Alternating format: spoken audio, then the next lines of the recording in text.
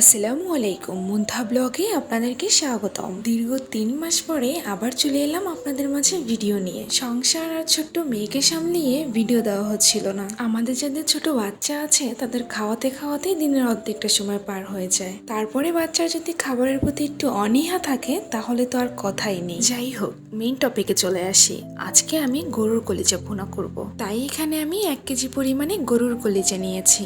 আমরা অনেকেই আছি গরুর কলিজাটা খেতে চাই না বা পছন্দ করি না। তার প্রধান কারণ হলো কলিজার আষ্টে গন্ধ আর রান্নার পরে শক্ত হয়ে যাওয়া। আজকে আমি যে প্রসেসে রান্না এবং পরিষ্কার করলাম সেই প্রসেস ফলো করে যদি আপনারাও রান্না করেন তাহলে কখনোই কলিজা খাওয়ার সময় আষ্টে গন্ধ আসবে না বা রান্নার পরে শক্ত হয়ে যাবে না। আমি এখানে কলিজাটা পরিষ্কার করার জন্য একটু সিদ্ধ করে নিব। খুব বেশিক্ষণ সিদ্ধ করা যাবে না, তাহলেই কিন্তু কলিজাটা রান্না করার পরে শক্ত হয়ে যাবে। সিদ্ধ করা হলে আমি ধুয়ে পরিষ্কার করে ছোট ছোট টুকরো করে নিব। কলিজা ছোট ছোট টুকরো করে নেওয়ার কারণে মশলাগুলো খুব ভালোভাবে ঢুকবে। টুকরো করা হয়ে গেলে আমি কিছুক্ষণ গরম পানিতে ভিজিয়ে রাখবো, এর ভিতরে থাকা রক্ত আর ময়লা যাতে ভালোভাবে বের হয়ে যায়। এই যে এবার আমি ভালো করে ধুয়ে নিব।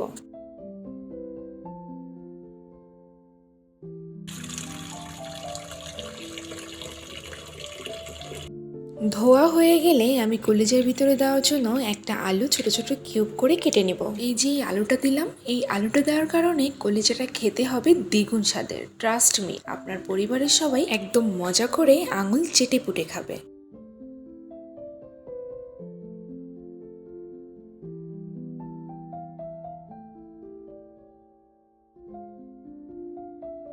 এখন আমি একটা প্যানে পরিমাণ মতো তেল দিয়ে দিব। তেলটা গরম হয়ে এলে এতে আমি পরিমাণ মতো পেঁয়াজ কুচি দিয়ে ভালো করে ভেজে নেব।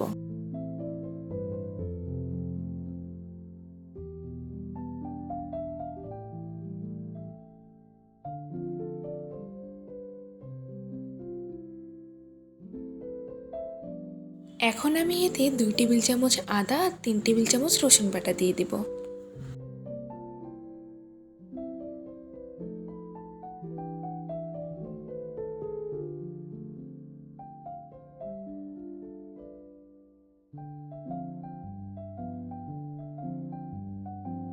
এখন আমি মশলা কষানোর জন্য পরিমাণ মতো পানি দিয়ে হলুদের গুঁড়ো, মরিচের গুঁড়ো, ধনিয়ার গুঁড়ো আর স্বাদ মতো লবণ দিয়ে দিব। তারপরে কিছুক্ষণ মশলা কষিয়ে নিয়ে আমি কলিজাগুলো দিয়ে দিব।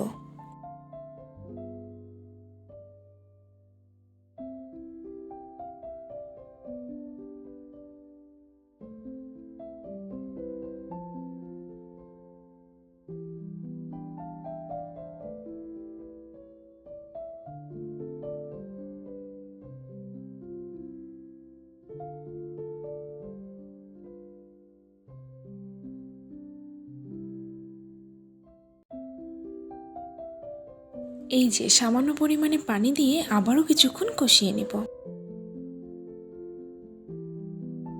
আর এতে কিছু লবঙ্গ, গোলমরিচ দিয়ে ভালো করে কষিয়ে নেব।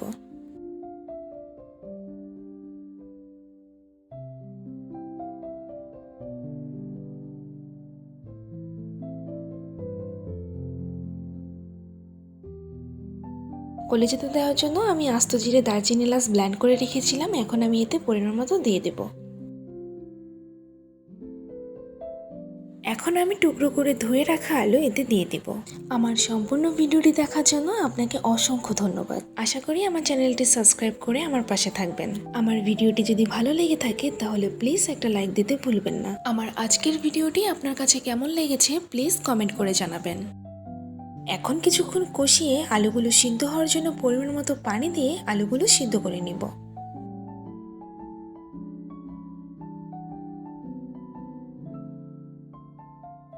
এই যে আমার কলিজা ভুনা কমপ্লিট। এখন আমি এতে ভাজা জিরের গুঁড়ো দিয়ে নামিয়ে নেব। আজকের মতো আমি এখানেই বিদায় নিচ্ছি। সবাই ভালো থাকবেন, সুস্থ থাকবেন। আল্লাহ হাফেজ।